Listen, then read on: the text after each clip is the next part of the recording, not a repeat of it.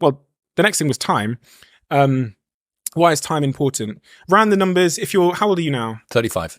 Okay, so if you reach the average age of an American, you have just over 17,000 days left to live.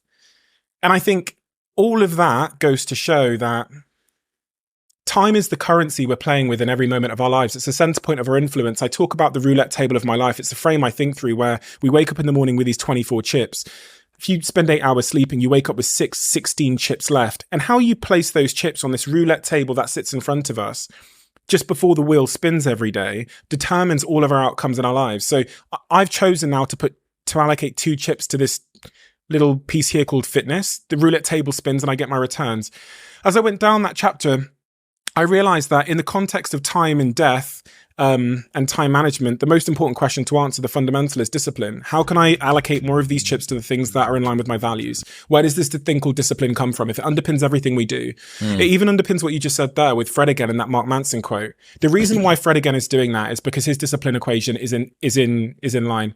If for whatever reason you just tipped any part of that equation, you could knock him off that discipline. Yeah.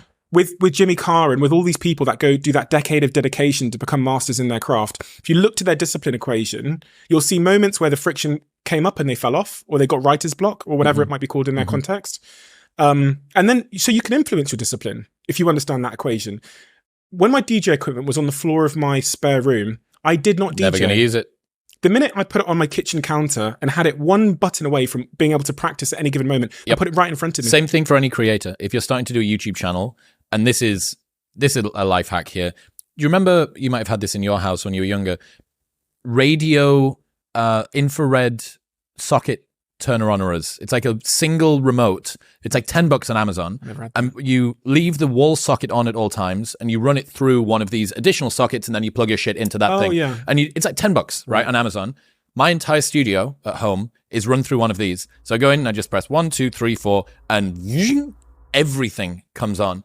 Because when I was first starting out, it was super effortful for me to set up the camera and I'm going to do the thing and I'm already trying to learn to do YouTube and it's terrifying and I'm looking into this black lens and it stares back at me. Friction. Precisely. Same as you. Friction. DJ kit can't be on the floor.